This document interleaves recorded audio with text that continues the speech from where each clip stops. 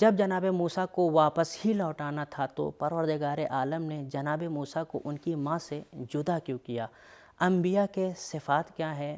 مقصد زیادہ اہم ہوتا ہے یا اپنا نام؟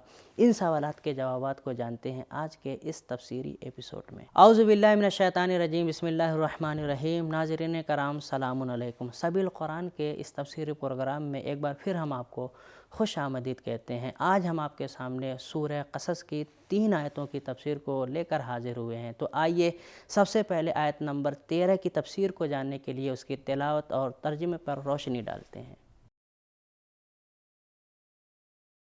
كتاب أنزلناه إليك مبارك ليدبروا آياته وليتذكر أولو الألباب بسم الله الرحمن الرحيم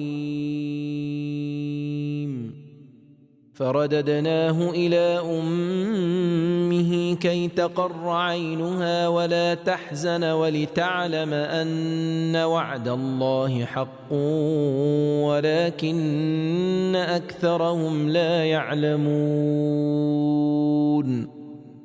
غرض اس ترکیب سے ہم نے موسیٰ کو اس کی ماں تک پھر پہنچا دیا تاکہ اس کی آنکھ ٹھنڈی ہو جائے اور رنج نہ کرے، اور تاکہ سمجھ لے کہ خدا کا وعدہ بالکل ٹھیک ہے، مگر ان میں کے اکثر نہیں جانتے ہیں۔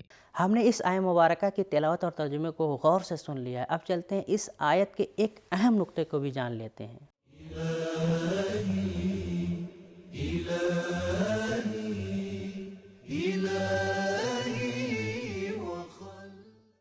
کبھی کبھی عنوانات انسان کے لیے زحمت اور رکاوٹ بن جاتے ہیں۔ مثال کے طور پر اس واقعے میں جناب موسیٰ کی ماں نے قبول کر لیا کہ وہ دایا بن کر اپنے بیٹے کو دودھ پلائیں گی، کیونکہ ماں کا عنوان ان کے بیٹے کے قتل اور اذیت کا سبب بنے گا۔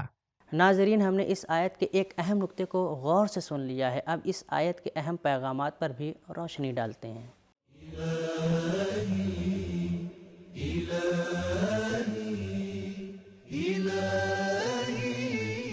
نمبر 1، اللہ کے وعدوں میں خلاف ورزی نہیں ہوتی۔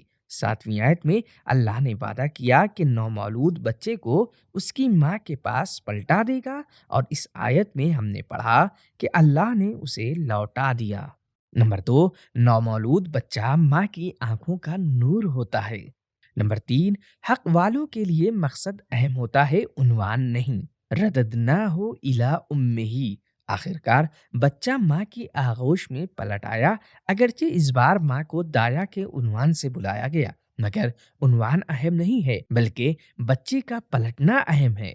نمبر 4، بچے کی زندگی میں سب سے زیادہ کردار ماں کا ہوتا ہے، کیونکہ اس کے اور بچے کے درمیان بہت گہرا رابطہ پایا جاتا ہے۔ الی امہ، یہاں پر جناب موسیٰ کی والد کا تذکرہ نہیں ہے۔ نمبر 5، آخرکار سختیوں کا خاتمہ ہوگا اور جدائی وصال میں تبدیل ہوگی۔ رددناہ الی امہ کئی تقر عینہا، مدتوں رنج و غم کے بعد آخرکار اللہ نے جناب موسیٰ کو ان کی ماں کے پاس لوٹا ہی دیا۔ نمبر 6، اللہ اگر چاہے تو ایک ہی انسان 2 مخالف گروہوں، فرعون کا خاندان اور موسیٰ کا خاندان کی آنکھوں کا نور اور امید بن سکتا ہے۔ نمبر 7، خوشیوں اور رنج و غم کا اثر انسان کی آنکھوں پر ہوتا ہے، تقر عینہا۔ اسی طرح سورہ یوسف کی آیت نمبر 84 میں ملتا ہے کہ حضرت یوسف کی جدائی کی وجہ سے حضرت یعقوب نابینا ہو گئے تھے۔ نمبر 8، اللہ پر ایمان کے کئی مرحلے اور درجات ہیں۔ جناب موسیٰ کی ماں ایک مومنہ خاتون تھیں، لیکن مومن کے لیے بھی ضروری ہے کہ وہ یقین اور گہرے علم کی منزل تک پہنچے۔ نمبر 9، بعض حادثوں کا فلسفہ یہ ہوتا ہے کہ اللہ کے وعدوں کی حقانیت کو درک کیا جائے۔ نمبر 10، اکثر لوگ صرف ظاہر کو دیکھتے ہیں، ان میں اللہ کے حکمت بھرے رازوں اور تدبیر سے بھرے منصوبوں کی کوئی سمجھ نہیں ہوتی۔ ناظرین، ہم نے آیت نمبر 13 کی تفسیر کو غور سے سن لیا ہے۔ اب آیت نمبر 14 کی تفسیر کو جاننے کے لیے اس کی تلاوت اور ترجمے کو بھی سنتے ہیں۔ وَلَمَّا بَلَغَ أَشُدَّهُ وَاسْتَوَى آتَيْنَاهُ حُكْمًا وَعِلْمًا وَكَذَلِكَ نَجْزِي الْمُحْسِنِينَ۔ 'وَلَمَّا بَلَغَ أَشُدَّهُ وَاسْتَوَى آتَيْنَاهُ حُكْمًا وَعِلْمًا وَكَذَلِكَ نَجْزِي الْمُحْسِنِينَ۔ اور جب موسیٰ اپنی جوانی کو پہنچے اور ہاتھ پاؤں نکال کے درست ہو گئے تو ہم نے ان کو حکمت عطا کیا اور نیکی کرنے والوں کو ہم یوں جزائے خیر دیتے ہیں۔ تلاوت اور ترجمے کو جان لینے کے بعد اب اس آیت کے اہم نکات کو بھی جان لیتے ہیں۔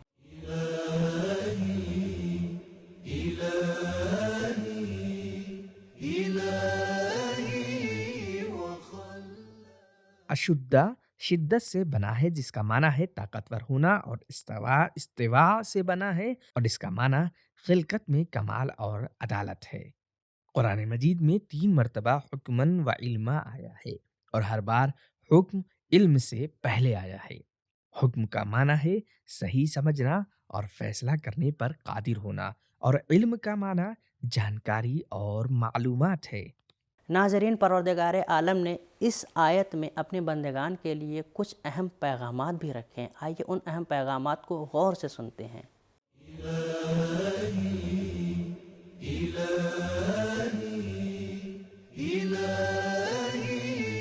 نمبر 1، ذمہ داری قبول کرنے کی پہلی شرط جسمانی طور پر بالغ ہونا ہے۔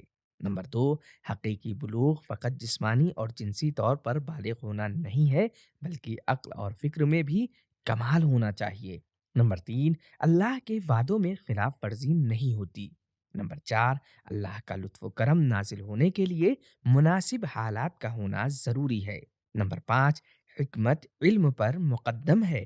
نمبر 6، نیک لوگوں پر لطف و کرم کرنا اللہ کی سنت ہے۔ نمبر 7، نیک لوگوں کی جزا کا تعلق صرف آخرت سے نہیں ہے۔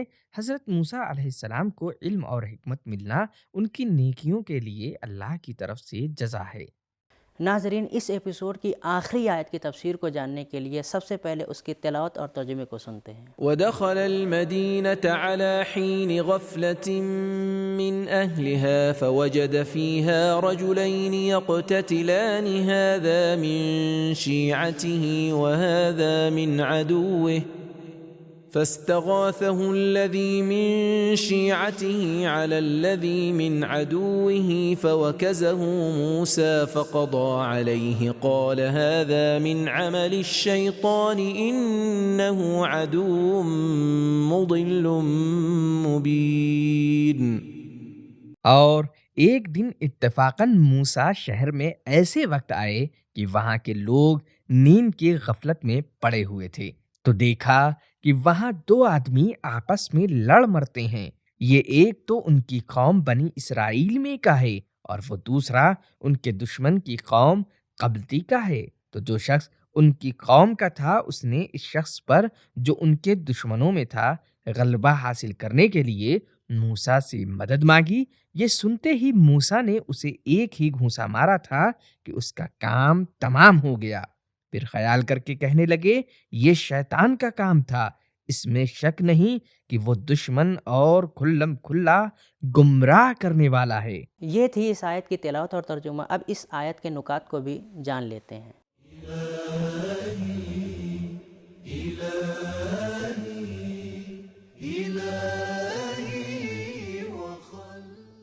ایسا لگتا ہے کہ جناب موسیٰ نبی بننے سے پہلے شہر سے باہر زندگی گزارتے تھے۔ شاید اپنی انقلابی تحریک کی وجہ سے ایسا کیا ہو، یا اس لیے چونکہ فرعون کا محل شہر کے باہر تھا جس میں حضرت موسیٰ زندگی گزارتے تھے۔ سوال: اگر انبیاء معصوم ہیں تو حضرت موسیٰ علیہ السلام کا گھوسا مار کر ایک آدمی کو قتل کر دینا کس طرح درست ہے اور اس کی تفسیر کیا ہوگی؟ جواب: ھذا من عمل الشیطان۔ اس میں یہ لفظ ھذا ان 2 آدمیوں کی طرف اشارہ ہے۔ 2 آپس میں لڑ رہے تھے، نہ کہ حضرت موسیٰ کی طرف، یعنی اس لڑائی کا ایجاد کرنا شیطان کا کام ہے۔ حضرت موسیٰ علیہ السلام کا ارادہ اس آدمی کو قتل کرنے کا نہیں تھا، انہوں نے صرف ایک مومن کا دفاع کرنے کے لیے یہ کام کیا تھا۔ اسی لیے اللہ نے حضرت موسیٰ کے اس کام پر تنقید نہیں کی اور ارشاد فرمایا: ہم نے ایک فرعونی کو قتل کر دیا اور تمہیں غم و اندوہ نے گھیر لیا، تب ہم نے تم کو نجات دی۔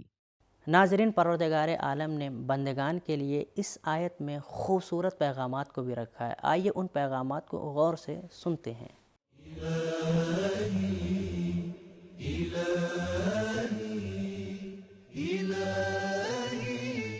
نمبر 1، سماج کی اصلاح کرنے والوں کو چاہیے کہ کبھی کبھی انجان بن کر اور بنا نام اور عنوان کے لوگوں کے درمیان حاضر ہوا کریں۔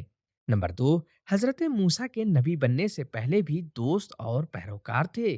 نمبر 3، اگرچہ جناب موسیٰ فرعون کے محل میں پلے بڑے تھے، مگر ان کی سوچ اور کردار کی وجہ سے مستضعف لوگ انہیں اپنا حامی اور رہبر سمجھتے تھے۔ نمبر 4، مظلوم کا دفاع اور حمایت کرنا اولیاء الہی کا شیوا ہے۔ نمبر 5، انبیاء کرام غیرت مند، شریف، مظلوموں کے حامی اور ظلم کے مخالف ہوتے ہیں۔